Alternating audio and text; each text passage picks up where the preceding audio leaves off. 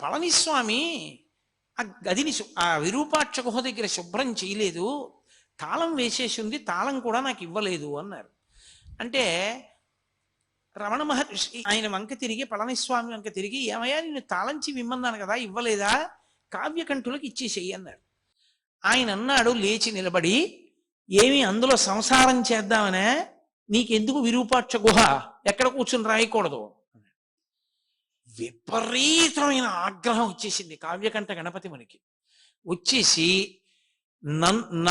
నా యొక్క జీవితాన్ని తప్పు పట్టావు, నా వానప్రస్థాన్ని తప్పు పట్టావు, నా భార్యతో కలిసి విరూపాక్ష గుహలో సంసారం చేస్తానన్నావు, ఇంత దారుణమైన మాట నా మీద మాట్లాడావు కనుక ఈ పృథివి తగలబడిపోవుగాక నా ఆగ్రహము చేత, నా శక్తి ఏదైతే గణపతి నా వాక్కు యథార్థము చేయుగాక అని విపరీతమైన ఆవేశంతో తాళం చెవి పుచ్చుకోకుండా వెళ్ళి ఒక రాయి తీసుకుని ఆ తాళం కప్పని కొట్టారు.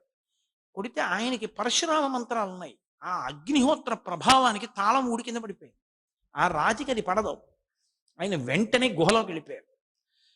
గుహలోకి వెళ్ళిపోయి ఆ ఎదురుగుండా ఉన్నటువంటి ఒక రాతి మీద కూర్చుని భూమి వంక తీవ్రమైనటువంటి దృక్కులతో భూమి వంక చూస్తున్నారు. రమణ మహర్షి గమనించారు, పరమ ప్రమాదం వచ్చింది. ఇంత మంత్రజపం చేసేశాడు, ఇంత జపం చేసేశాడు, మంత్రసిద్ధులు పొందేశాడు. పొంది కోపానికి వశుడైపోయాడు. వశుడైపోయి ఇప్పుడు తనకున్నటువంటి శక్తినంతటినీ భూతలం మీద పెట్టాడు. ఈ భూమిని పాడు చెయ్యాలనుకుంటున్నాడని ఆయన బయటికి వచ్చి నిలబడి స్కందాశ్రమంలో ఒక్కసారి ఆకాశం వంక చూశారు. చూసేటప్పటికీ అకస్మాత్తుగా మబ్బులు వచ్చేసాయి. మబ్బులొచ్చి మెరుపులు, పిడుగులు, వర్షం ప్రారంభమైంది. ప్రారంభం అవగానే అందరూ ఆశ్రమంలోకి వెళ్ళిపోయారు. ఒక్క రమణ మహర్షి మాత్రం లోపలికి వెళ్లకుండా చాలా గంభీరంగా, చాలా తీవ్రంగా ఆలోచిస్తూ అలా నిలబడి ఆకాశం వంక చూస్తున్నారు. పిడుగులు పడుతున్న ధ్వనులు వినపడుతున్నాయి. ఒక్కసారి ఆయన గొణిగినట్లయింది. ఈ భూతలం 14 భువనములు పాడైపోవాలన్నాడు. 14 భువనములు పాడైపోవడం కన్నా 14 భువనముల స్వరూపమైన అరుణాచలేశ్వరుని యొక్క రథము తగలబడిపోవుగాక అనగానే పిడుగు వెళ్ళి అరుణాచలేశ్వరుడి యొక్క రథం మీద పడి ఆ రథం కాలిపోయింది. కాలిపోవడం ఏమిటి, మీరు ఎవరైనా వెళ్ళిన వాళ్ళు ఉంటే తెలుస్తుంది. స్కందాశ్రమం నుంచి విరూపాక్ష గుహకి దగ్గరగానే ఉంటుంది దారి, కానీ చాలా కష్టం నడవడం. ఎంత జాగ్రత్తగానో నడవాలి, కాళ్ళు జారిపోతాయి. అందున అంత వర్షం పడినప్పుడు జారి పడిపోతారు. అతి వేగంతో వచ్చేసి విరూపాక్ష గుహలోకి వెళ్ళి కావ్యకంఠ గణపతి ముని చేయి పట్టుకున్నారు. పట్టుకోగానే గురువు గారు వచ్చారని లేచి నిలబడ్డారు. నాకు చేతిలో చెయ్యి వేసి ప్రమాణం చెయ్యి అన్నారు. దేనికన్నారు? కావ్యకంఠ గణపతి ముని, ఇన్ని మంత్రసిద్ధులు పొందావు, కానీ కోపానికి వశపడి లోకాన్నే పాడు చెయ్యాలనుకున్నావు, ఇంకెప్పుడు జీవితంలో కోపానికి వశపడదని ప్రమాణం చెయ్యి అన్నారు. వెంటనే చేతిలో చెయ్యేసి ప్రమాణం చేశారు, ఇంకెప్పుడు నేను కోపానికి వశుణ్ణి కాను. అందుకే స్థాయిని బట్టి కోపాన్ని అణుచుకునే శక్తి లేకపోతే ఉపద్రవాలు వస్తాయి. ఆ రోజున అరుణాచలేశ్వరుడి రథం తగలబడిపోయింది. తగలపడిపోవడం వల్ల రమణులు అన్నారు, పోన్లేండి ఈ కారణం చేత స్వామికి కొత్త రథం ఏర్పడింది అన్నారు. మళ్ళీ నూతనమైనటువంటి రథాన్ని స్వామికి తయారు చేశారు. కావ్యకంఠ గణపతి ముని యొక్క వాక్కు అంత ప్రమాదకరం, అంటే అంత శక్తివంతమైంది.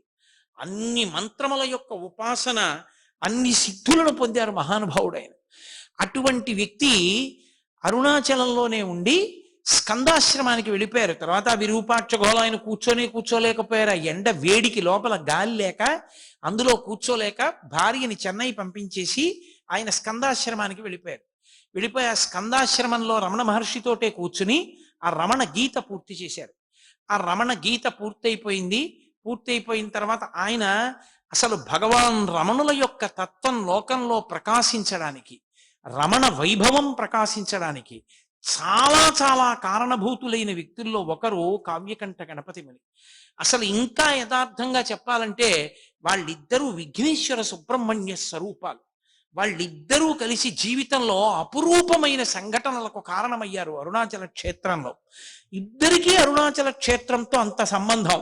బహుశः కావ్యకంఠ గణపతి ముని అరుణాచలం వెళ్ళి ఉండి ఉండకపోతే రమణుల నోటి వెంట ఒక్క మాట కూడా లోకానికి అందదు, రమణుల సందేశం కూడా అందదు. కావ్యకంఠ గణపతి ముని కారణంగానే ఆ రథం కదిలింది. అది తరువాతి కాలంలో ఎందరికో మార్గదర్శనమైంది. ఆ తరువాత తిరువత్తూరు వెళ్ళిపోయారు. నేను యాత్రకు వెడతాను అని చెప్పి బయలుదేరారు. రమణుల నోటి వెంట ఏది అనవసరంగా రాదు. యాత్రకు బయలుదేరుతుంటే రమణులు అన్నారు, మీతో వాసుదేవ శాస్త్రిని తీసుకెళ్ళండి అన్నారు. ఎందుకన్నారో అలా అని వాసుదేవ శాస్త్రిని కూడా తీసుకెళ్లారు. తీసుకెళ్లి చెన్నైలో బయలుదేరుతూ అన్నారు, అనవసరంగా రమణులు ఇతన్ని పంపించరు, ఎందుకు పంపించారో అని ఇవాళ మనం ఏ దిక్కుగా వెడదామని అడిగారు వాసుదేవ శాస్త్రిని. ఆయన అన్నాడు, మనం తిరువత్తూరు దిశగా వెడదాం, దానికి ఆదిక్షేత్రం అని పేరు, అదే మొదటి క్షేత్రం, అటు వెడదాం అన్నాడు. తిరువత్తూరు వెళ్ళారు. అక్కడే కావ్యకంఠ గణపతి మనకి కపాలి శాస్త్రితో అనుబంధం ఏర్పడింది. కపాల శాస్త్రి పుస్తకాలు మీలో ఎవరైనా చదివారేమో నాకు తెలియదు. కావ్యకంఠ గణపతి ముని ఎంతటి మహాప్రకాండుడో, ఎంతటి సంస్కృత భాషా ధురీనుడో, అంతటి గొప్ప రచనా వైభవం ఉన్నవాడు, మహావేదాంతి. ఆయన కూడా కపాలి శాస్త్రి ఎన్నో గ్రంథాలు రచించారు. ఆయన ఇటు రమణులతోటి అటు అరవిందులతోటి కూడా సంబంధం ఉన్న వ్యక్తి. కాబట్టి అటువంటి ఆయన ఒక పాడుపడిపోయినటువంటి విఘ్నేశ్వర దేవాలయంలో కూర్చుని 20 రోజుల నేను ఇక్కడ 18 రోజుల పాటు రమణులు నాకు ఎటువంటి తత్వాన్ని తపస్సుకి చెప్పారో అటువంటి తపస్సు చేస్తాను అని పగటి పూట అన్నం తినడం కూడా మానేసి ద్రవ పదార్థం ఒక్కటే పుచ్చుకునేవారు. 18 రోజులు అయిపోయింది. అయిపోయిన తర్వాత ఇక్కడ కావ్యకంఠ గణపతి ముని కూర్చుని జపం చేస్తున్నారు. మంచి సమాధిలోకి ప్రవేశించే ప్రయత్నంలో ఉన్నారు. ఆయన చెప్పిన మార్గంలో లోపలికి వెళ్ళి అన్వేషిస్తున్నారు, ఎక్కడి నుంచి పుడుతోంది నేనన్న భావన అన్నది.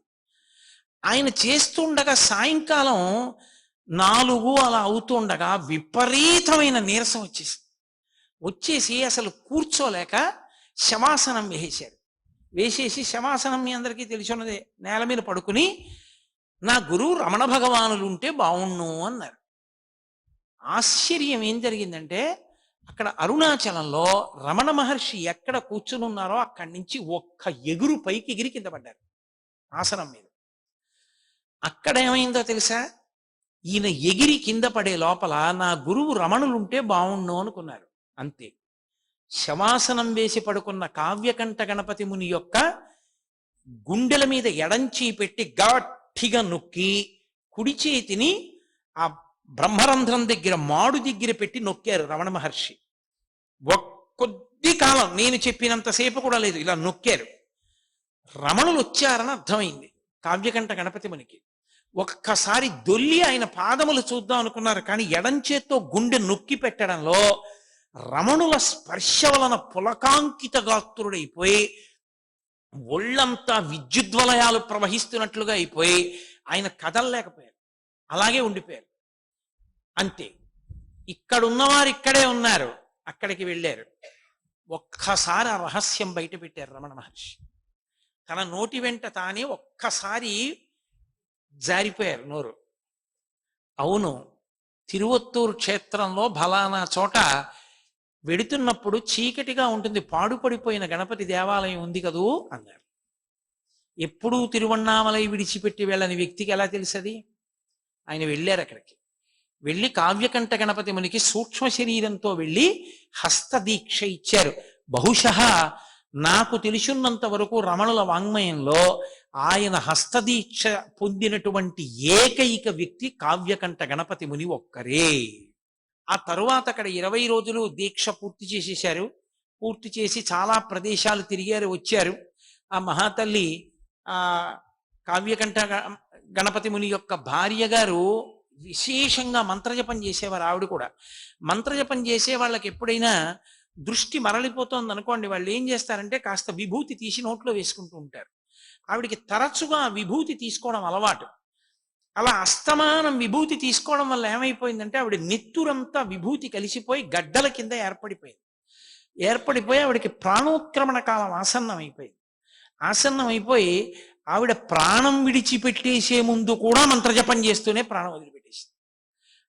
ఆవిడే నిరంజనానంద స్వామి వారిని వేడుకుని ఆ మాతృభూతేశ్వరాలయంలో వెనక శ్రీచక్రం ఉండాలి అని చెప్పి నిరంజనానంద స్వామి వారిని బ్రతిమాలి శ్రీచక్రం అక్కడ ఉండేటట్టుగా ఉత్సాహం తీసుకొచ్చినటువంటి వ్యక్తి కావ్యకంఠ గణపతి ముని గారి భార్య అయినటువంటి విశాలాక్షమ్మ గారి. అంతటి అనుబంధం. తరువాతి కాలంలో కొన్ని కారణాలు జరిగాయి, అవి ఇప్పుడు అప్రస్తుతం. ఆ కొన్ని కారణముల చేత ఉత్తర భారతదేశం వైపుకు వెళ్ళారు. అరబిందో ఆశ్రమానికి వెళ్ళవలసి వచ్చింది కావ్యకంఠ గణపతి ముని. ఆశ్రమానికి వెళ్ళి అక్కడి నుంచి మళ్ళీ కలువరాయి వెళ్ళి ఆశ్రమ నిర్మాణం చేసుకుని అక్కడి నుంచి బయలుదేరి ఆయన జీవితంలో చేసినటువంటి కించిత్ తొందరపాటు అనవలసి ఉంటుందేమో మహాత్ముల విషయంలో, అలా ఎంచి చూడడం మంచిది కాదేమో, వాళ్ళ జీవితానికి వాళ్లే తీర్పు చెప్పుకోవాలనుకుంటారేమో. ఆయన ఖర్గపూర్ వెళ్ళారు. వెడితే ఈయన సాక్షాత్ గణపతి అంశ అని తెలిసిన కారణం చేత చూసే భక్తులందరూ సంతోషిస్తారు కదా అని గణపతి నవరాత్రి ఉత్సవాల్లో కావ్యకంఠ గణపతి మునినే విఘ్నేశ్వరుడిగా తీసుకెళ్లి కూర్చోపెట్టి ఆవాహన మంత్రం దగ్గర నుంచి చెప్పేసి అక్కడ అర్చన చేసే బ్రాహ్మణుడు ఏం చేశాడంటే పూజ అంతా చేయించి నీరాజనం ఇచ్చి ఉద్వాసన మంత్రం చెప్పేశాడు. ఉద్వాసన మంత్రం చెప్తే అయిపోయింది, ఇంకా వెళ్ళిపోమ్మని. అది మొట్టమొదటి ప్రమాద ఘంటిక. ఆ ఉద్వాసన మంత్రం చెప్పగానే ఆయన నవ్వారు. ఆ తరువాత ఆయన ఎవ్వరితో నోరు విప్పి చెప్పేవారు కాదు. సరి అయిన పండ్ల రసం కూడా లేక చాలా కష్టపడ్డారు పాపం మహానుభావుడు. కష్టపడి నేను మీతో మనవి చేశానే, ఆయనకి అత్యంత దగ్గర వారు లక్ష్మీకాంతం గారని. ఆయన వెళ్ళినప్పుడు ఏమైందంటే బ్రహ్మాండమైనటువంటి వర్షం పడింది లక్ష్మీకాంతం గారు వెళ్ళినప్పుడు. ఈ కావ్యకంఠ గణపతి మునప్పుడు ఒక పాకలో ఉన్నారు. పాక అంతా కురిసేసింది. అంతటి మహానుభావుడు అటువంటి స్థితిలో ఉన్నారు ఆ సమయంలో, కష్టకాలం. ఆయన పడుకున్న మంచం తప్ప మిగిలిన చోటంతా వాన కురిసేస్తోంది.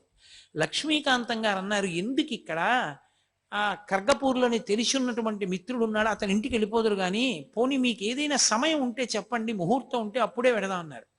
ఆయన ఒక నవ్వు నవ్వి రేపు మధ్యాహ్నం 2:30 వెళ్ళిపోతుంది అన్నారు. ఈయన అనుకున్నారు 2:30కి బయలుదేరతారు అనుకున్నారు. ఇంతలో అకస్మాత్తు పనొచ్చి కలకత్తా వెళ్ళవలసి వచ్చింది. ఆయన నేను వస్తాను రేపు మళ్ళీ అని అన్నారు. 12 గంటలకు ఆయన లక్ష్మీకాంతం గారు ఆఫీస్ నుంచి తిరిగి వచ్చి మళ్ళీ ఖర్గపూర్ బయలుదేరదామని బయలుదేరుతున్నారు. 12 గంటలకు ఆయన బట్టలు వేసుకుని బయటికి వచ్చి తాళం వేయబోతున్నారు. భార్యను అక్కడ ఉంచారు శుశ్రూషకి. పక్కింటి ఆవిడ వచ్చి, అయ్యో అన్నయ్య గారు బయలుదేరుతున్నారా, కొద్దిగా టీ తాగి వెళ్ళండి అన్నారు. కొద్దిగా టీ తాగి వెళ్ళమంటున్నారు కదా అని ఆయన ప్రభావం వెళ్ళిపోవలసిన సమయం ఆసన్నం అయిపోయింది. 12 గంటలకి ఆవిడ టీ తెచ్చేదాకా కదా అని అక్కడ పరుపు కనపడితే దాని మీద పడుకున్నారు. ఆవిడ వచ్చి అరిచి అరిచి అరిచింది. ఆయన లేవల. ఏమిటి ఇంత మొద్దు నిద్రపోయారు ఇవ్వాలని ఆవిడ వెళ్ళిపోయింది టీ పట్టుకుని. పైన గడియారం 12:30 కొట్టింది, 1 గంట కొట్టింది, 1:30 కొట్టింది, 2 కొట్టింది, 2:30 కొట్టింది. చిత్రం ఏమిటో తెలుసా, 12 కొట్టడం అయిపోయింది. అందుని ఎక్కువ మాటలు కొట్టదు ఇంకా. ఎందుకని 12:30కు ఒక్క మాటే, 1 గంటకు ఒక్క మాటే, 1:30కు ఒక్క మాటే, 2కి 2 మాటలే, 2:30కి మళ్ళీ ఒక మాటే. ఒక మాట కొట్టింది, తెలివి వచ్చింది. 2:30 ఇలా చూశారు, అబ్బా 2:30 అయిపోయిందని.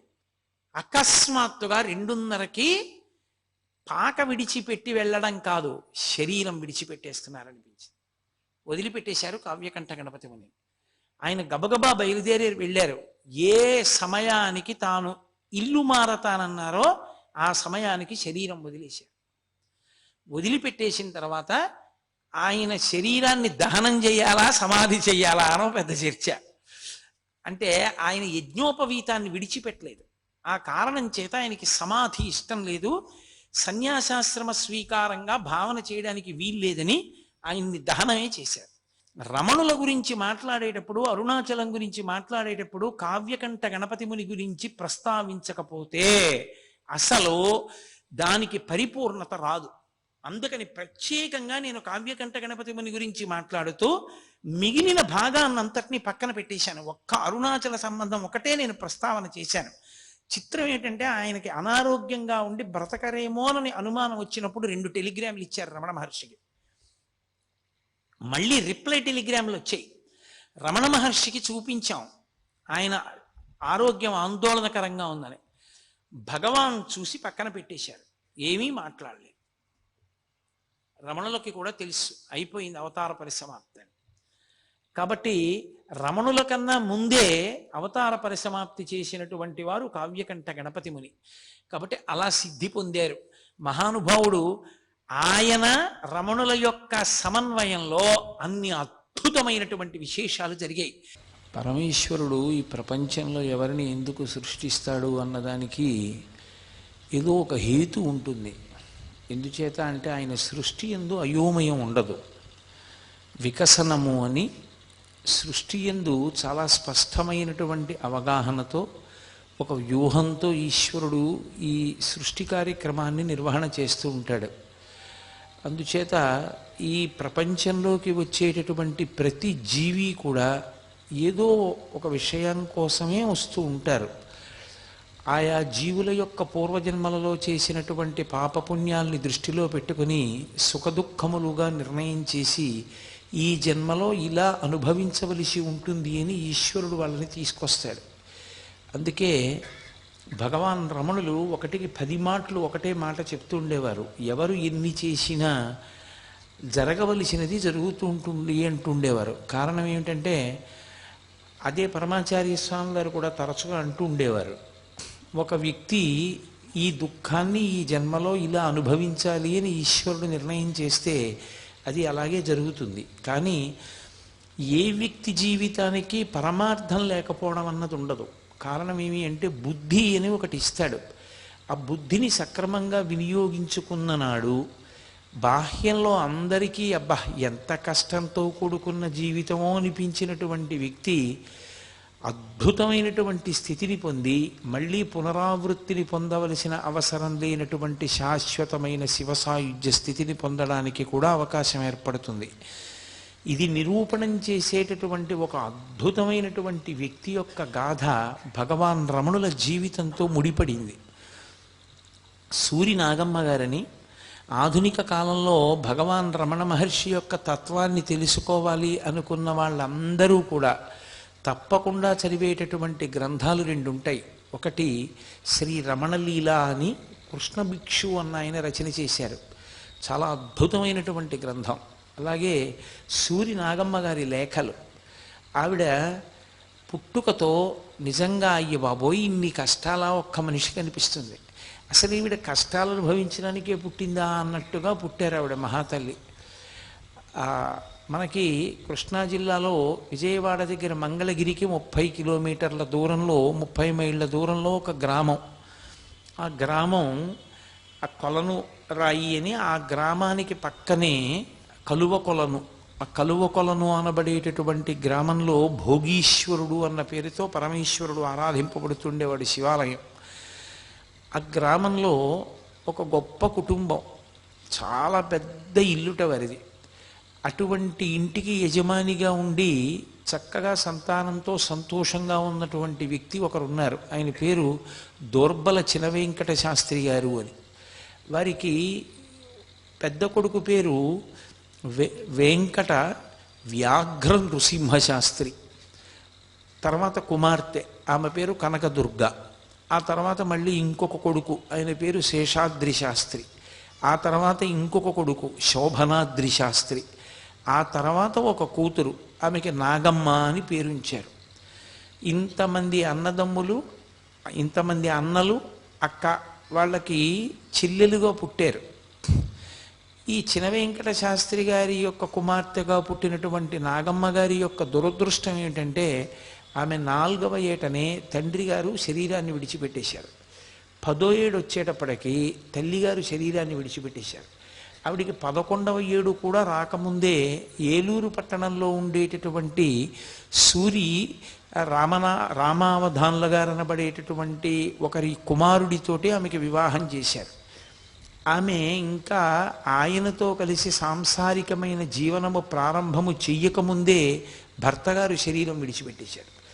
ఆవిడికి మిగల్చింది ఏమిటి అంటే ఆజన్మ బ్రహ్మచర్యం. ఆవిడ ఒక గదిలో పడుకుని ఉండేవారు. ఆవిడే రాసుకున్నారు, నా ఆశ్రమ జీవితము అని పుస్తకం రాశారు. ఆ పుస్తకం చదివితే నిజంగా హృదయం ఉన్న ఏ వ్యక్తికైనా అసలు ప్రథమ భాగం చదువుతుంటే కళ్ళ నీళ్లు తిరుగుతాయి. అన్ని కష్టాలు పడ్డారు. ఆవిడ ఒక గదిలోనే ఉండిపోయారు కొన్ని నెలలు, సంవత్సరాలు. ఆ గదిలోకి కనీసం సూర్యచంద్రుల యొక్క కిరణములు కూడా సోకేవి కావు. ఒక చింకి చాప మీద పడుకుని ఉండేవారు. ఆవిడకున్న పెద్ద ఆస్తి ఏమిటి అంటే ఏడుస్తుండడం. నిద్ర తెలివొస్తే ఏడవడం, ఏడిచి ఏడిచి ఏలిసిపోతే నిద్రపోవడం. ఈ రెండిటికీ మధ్యలో శరీరం అని ఒకటి ఉన్నది కాబట్టి రుచితో సంబంధం లేకుండా అన్నం తినడం అంతే. చిన్న పిల్ల, ఎప్పటికి తెల్లవారిన ఆమె జీవితం అలా ఏడుస్తూ ఉండేవారు. అక్కడ వరకు మీరు పరిశీలనం చేస్తే అసలు ఇలాగ ఎందుకు పుట్టిస్తాడరా పరమేశ్వరుడు అనిపిస్తుంది. కానీ ఒక్కొక్క ఆధారం లేకుండా పరమేశ్వరుడు చెయ్యడం వెనక కూడా ఏదో ఒక గొప్ప సంకల్పం ఉంటుంది. భాగవతంలో శ్రీ మహావిష్ణువు వామనమూర్తితో మాట్లాడుతూ అంటారు, ఎవ్వని కరుణింప నిశ్చయించితి నేను వాని అఖిల విత్తంబెల్లనపహరింతు సంసార గురుమద స్తబ్దుడై ఎవ్వడు తెగడి లోకమునందు ధిక్కరించు వాడెల్లకాలంబు అఖిల యోనుల యందు పుట్టుచు చిట్టుట్టతిదకు విత్త వయో రూప విద్యాబలైశ్వర్య కర్మ గర్వముడిగి ఏకవిధమున విమలుడయ్యవ్వడుండు వాడు నా కొరకు రక్షింపవలయువాడు అంటారు. చనిపోయి చిట్ట చివరికి అసలు పుట్టుకతోనే అన్ని అనుబంధాలు తెగిపోతూ పుట్టేటటువంటి వాళ్ళని బాహ్యంలో చూసినప్పుడు వాళ్ళు దురదృష్టవంతులు అనిపిస్తుంది. ఈశ్వరుడు అన్నాడు, కాదు, నా అనుగ్రహాన్ని ప్రసరింప చేయడానికి నేను అలా చేయడం మొదలు పెడతాను అన్నాడు. ఎవ్వని కరుణింప నిశ్చయించితివాని అఖిల విత్తంబు నేను అపహరింతు. వాడి ఐశ్వర్యాన్ని, వాడికి నా అన్న వాళ్ళు లేకుండా చేయడం కూడా నేను ఇచ్చేటటువంటి మహద్భాగ్యమే అని గుర్తించెదరుగాక. ఎందుకంటే వాడు తరించడానికి ఏవి అడ్డొస్తాయో ఏవి వాడు ప్రయత్నపూర్వకంగా లోపల పరిశీలనం చేసుకుని పోగొట్టుకోవలసి ఉంటుందో వాటిని నేనే తీసేస్తాను. కాబట్టి సంసార గురుమద స్తబ్దుడై ఎవ్వడు తెగడి లోకమునన్ను ధిక్కరించు వాడెల్లకాలంబు అఖిలయోనుల యందు పుట్టుచు పిదప వాడలా పుట్టి చచ్చి సంసార చక్రంలో తిరిగి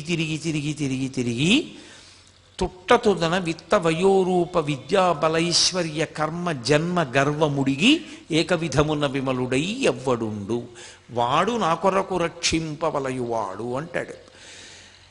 ఇక నాకిదుంది అని చెప్పుకుని అహంకరించడానికి ఏమీ లేనంత దీనమైన స్థితిలో ఉంచి మనసుని మాత్రం నా పాదపద్మముల యందు ఉండేటట్టుగా చేస్తానటువంటి వాళ్ళకి ఇంకా వాళ్ళ మనసు పెట్టడానికి వేరే స్థానం ఏముండదు.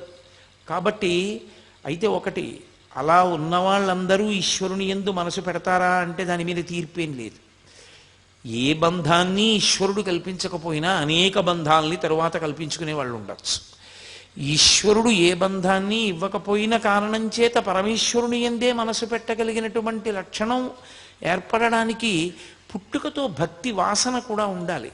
పుట్టుకతో భక్తి వాసన పరమేశ్వర కృపచేత వచ్చేదే తప్ప తనంత తానుగా అలా ఏదో వచ్చేటటువంటిది కాదు. సర్వం శ్రీ ఉమామహేశ్వర పరబ్రహ్మార్పణమస్తు. స్వస్తి.